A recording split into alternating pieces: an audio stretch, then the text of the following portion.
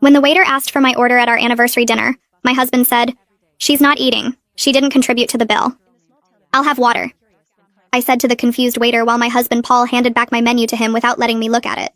We were at the steakhouse he'd picked for our 10th anniversary, and he'd made reservations without telling me there would be conditions attached. The waiter stood there awkward, holding his pad. "Ma'am, would you like to see the menu?" Paul answered for me. "She's fine. I'll have the ribeye medium rare with loaded potato."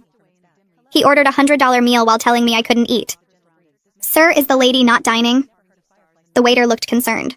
Paul smiled like this was normal. "She didn't bring any money, so she doesn't get to order. That's how restaurants work, right? You pay, you eat."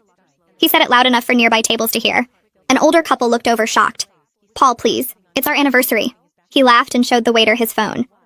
"Look at our bank accounts. Hers has $14. Mine has $12,000. He'd separated our finances 6 months ago without discussing it.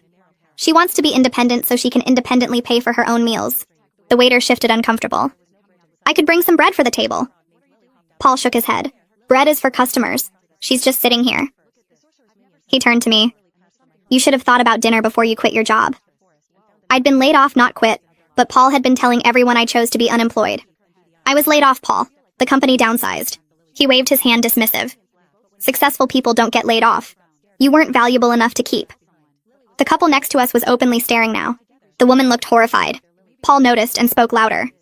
"I'm teaching her about consequences. No contribution means no consumption." He pulled out cash and fanned it on the table. "See this? This is what work looks like." The waiter tried again. "Perhaps a small salad?" Paul grabbed the money back.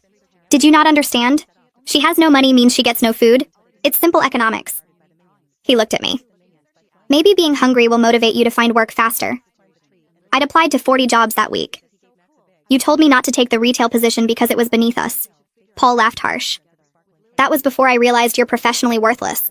Now any job would be an improvement." The woman from the next table walked over. "Excuse me, miss, would you like to join us? We have an extra seat." Paul stood up angry. "She's my wife. She sits with me." The woman looked at him disgusted. "You're starving your wife in public." Paul pulled out his phone again. "I'm teaching financial responsibility." He showed her something on the screen. "This is her spending from last month? $60 on groceries." The woman looked confused. "She bought food for your home?" Paul nodded. "With my money. Then she has the audacity to say she's broke." He turned back to me. "You spent my grocery money, so now you can watch me eat." The waiter left to get the manager. Paul didn't notice because he was pulling up more bank records. "Look, January, she spent $30 on gas. February, $40 on medication." He showed everyone around us. "All my money. But now suddenly she needs dinner?"